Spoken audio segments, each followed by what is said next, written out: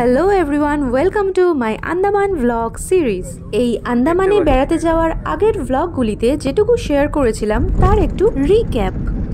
ভোরবেলায় রাতের অন্ধকার থাকতে থাকতে 4টের সময় বাড়ি থেকে বেরিয়ে রুবি মোড়ে পৌঁছে দেখলাম 24 ডিগ্রি সেলসিয়াস টেম্পারেচার। তারপর কারেক্ট টাইমে এয়ারপোর্টে পৌঁছে সিকিউরিটি চেকিং করার পর ফ্লাইটে ওঠার জন্য বিশাল লম্বা লাইনে দাঁড়ালাম।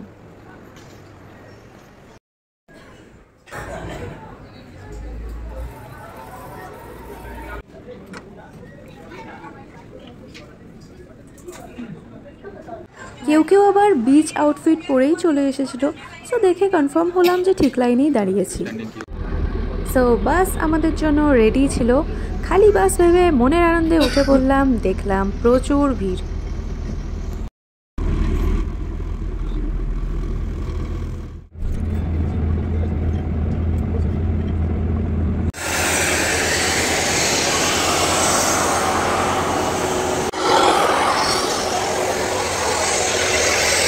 বাস থেকে এয়ারপোর্টে নামার পর বললাম, কি ঠান্ডা রে ভাই।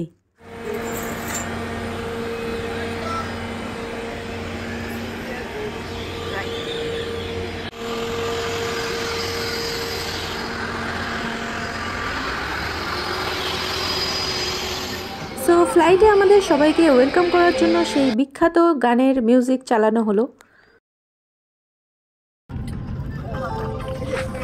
তো নিজেদের সিটে বসার পর আর দেরি না করে খুলে দিলাম জানালা। কিছুই দেখা যাচ্ছে না।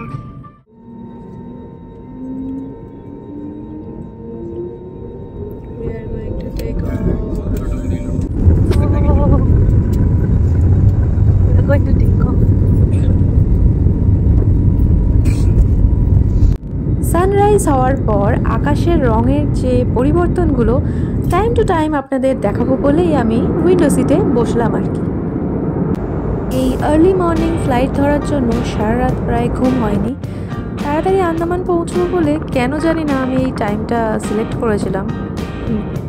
বঙ্গোপসাগরের উপর দিয়ে প্রায় পৌনে 2 ঘন্টার আকাশপথ অতিক্রম করার পর ফাইনালি যখন আন্দামানের দ্বীপগুলো চোখে পড়লো, তখন কো প্যাসেঞ্জারদের মধ্যে কেউ কেউ আবার প্লেন থেকেই জারোয়া প্রজাতির মানুষ দেখবে বলে উৎসাহিত হয়ে পড়েছিল।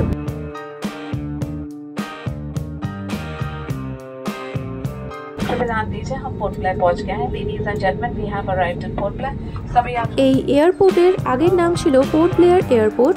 2002 সালে ভারতীয় স্বাধীনতা সংগ্রামী বিনায়ক দামোদর সাভারকরের নাম অনুসারে এর নতুন নামকরণ করা হয় বীর সাভারকর এয়ারপোর্ট।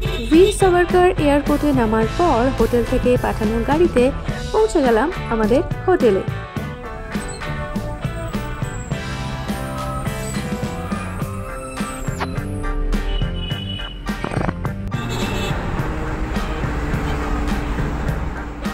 ডে 1-এর ওয়েদারটা কিন্তু দারুণ ছিল। বলতে গেলে আমাদের ওয়েলকামিং ওয়েদার, মেঘলা আকাশ, বিচ এরিয়ায় ঘোরাঘুরির জন্য একদম পারফেক্ট। পৌঁছালাম হোটেলে। এবার আমাদের রুমের একটা ছোট্ট রুম ট্যুর আমি করিয়ে দেব।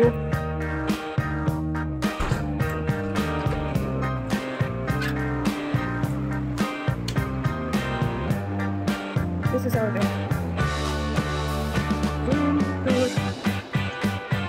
Let me give you a short room tour. This is me.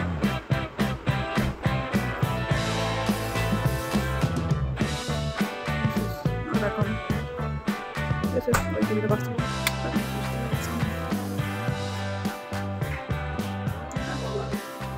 Bathroom.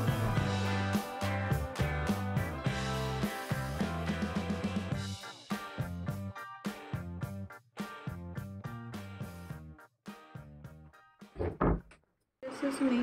I know I'm looking very much messed up right now, but this is me. Lunch for today. So breakfast সেরে fresh হয়ে খানিকটা rest করার পর আমাদের নিয়ে যাওয়া হলো লাঞ্চের জন্য। ডে 1 আন্দামান স্পেশাল যে মাছটা খেলাম তার নাম জ্যাকফিশ। লাঞ্চ করার পর দুপুরবেলাতেই আমরা বেরিয়ে পড়লাম পোর্ট ব্লেয়ারের কিছু ট্যুরিস্ট স্পট ঘুরতে।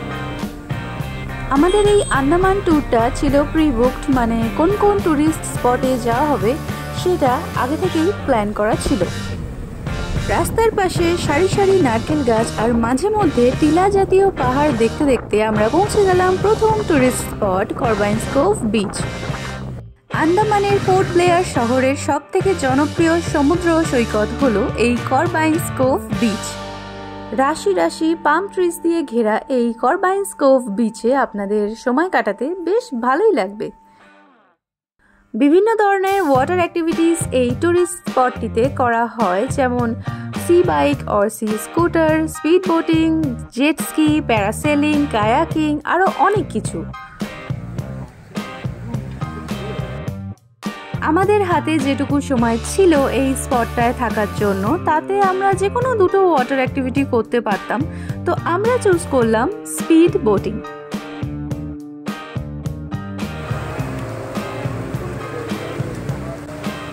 এই করবাইন্স কোভ বিচ থেকে একটু দূরত্বে মানে সামনের দিকে রয়েছে একটা ছোট্ট আইল্যান্ড। ছোট্ট এই পাথুরে আইল্যান্ডের নাম স্নেক আইল্যান্ড।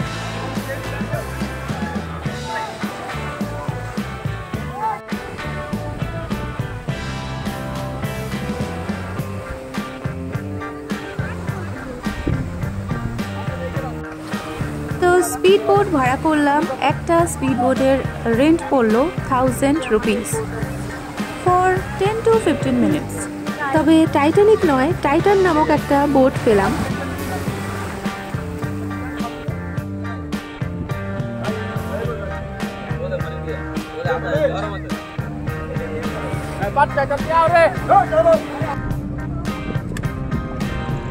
এই বিচের পাশেও কতগুলো পাহাড় রয়েছে, আর এখানে জলের রংটা ডিপ গ্রিন মনে হচ্ছে। তারপর বোট চলতে শুরু করলে আস্তে আস্তে আমরা ব্লু ওয়াটারের দিকে এগিয়ে যাব।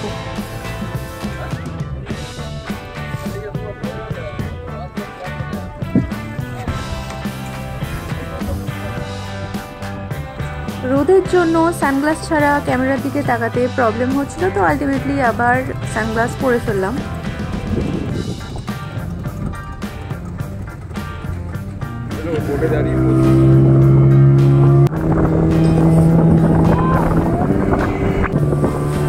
ঝড়ের গতিতে আমাদের স্পিড বোট এগিয়ে চলেছে, আর আমরা আরো গভীর জলের দিকে এগিয়ে যাচ্ছি, আর হ্যাঁ, স্নেক আইল্যান্ডের দিকে এগিয়ে যাচ্ছি। এর ঠিক পরেই বোটের এত জার্কিং এর জন্য বিকজ অফ স্পিড আমরা পুরো নোনা জলে ভিজে গিয়েছিলাম, আর ক্যামেরাটাও আর সামলাতে পারলাম না।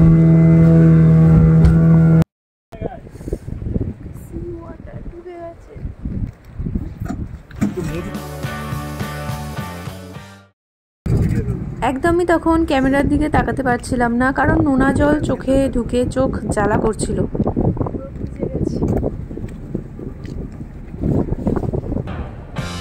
এইটা হলো স্নেক আইল্যান্ড, ছোট্ট একটা সুন্দর রকি আইল্যান্ড। আর এখানে জলটা একদম নীল। জলের দিকে তাকালে আপনি নিচে কোরালসগুলো দেখতে পাবেন খালি চোখে। একদমই ক্রিস্টাল ক্লিয়ার ব্লু ওয়াটার। আমাদের আন্দামান বেড়াতে যাওয়ার এটাই ছিল প্রথমবার যখন আমরা নীল জল দেখা শুরু করলাম।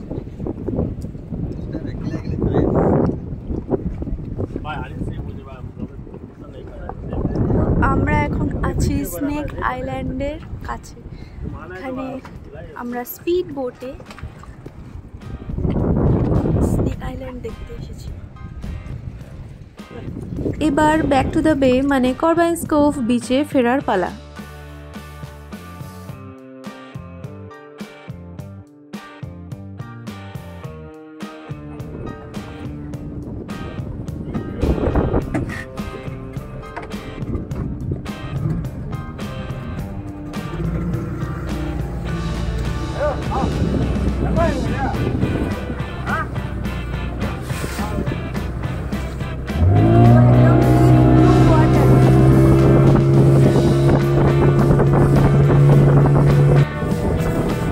কাছে যে পাহাড়গুলো দেখতে পাচ্ছেন, এটা হলো বিচের পাশে আরো একটা আইল্যান্ড।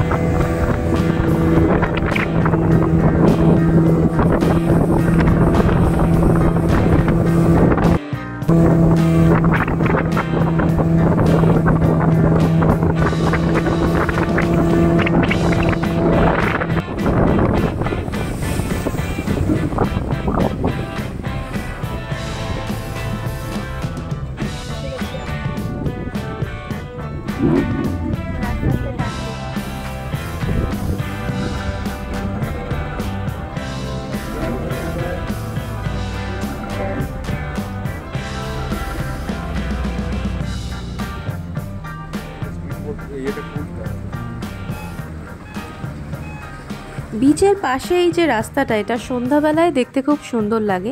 তো যারা সানসেটের টাইমে বা ইভিনিংয়ে আসবে তারা লাইটস ডেকোরেশনস দেখতে পাবে।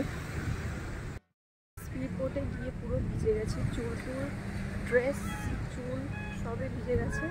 এবার যাচ্ছি, দেখা যাক, নতুন জামা কিনে পরতে হবে মেবি।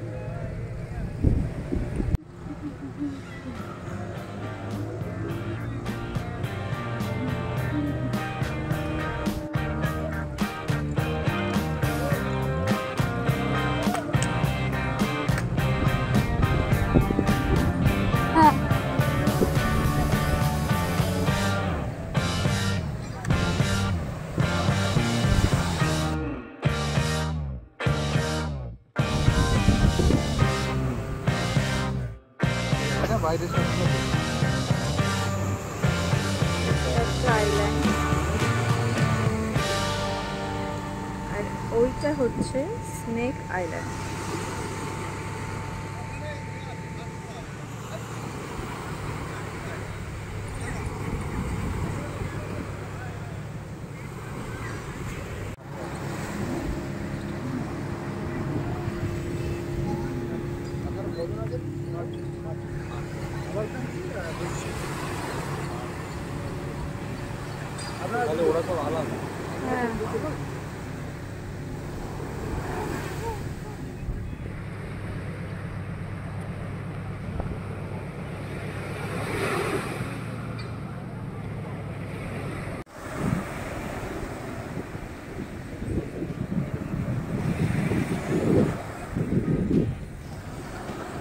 এখানে হচ্ছে কায়াকিং আর ওখানে হচ্ছে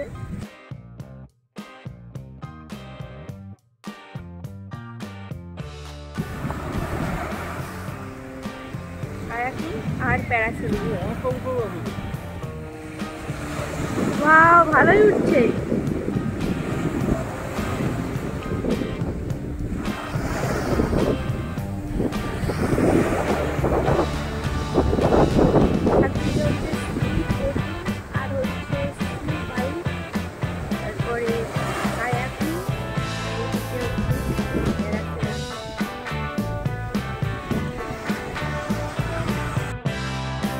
এই বিচে খানিকক্ষণ সৌন্দর্য উপভোগ করার পর আমরা আবার গাড়িতে ফিরে যাচ্ছি, কারণ এই স্পটে আমাদের টাইম আপ। এবার আমাদের যেতে হবে নেক্সট টুরিস্ট স্পটে।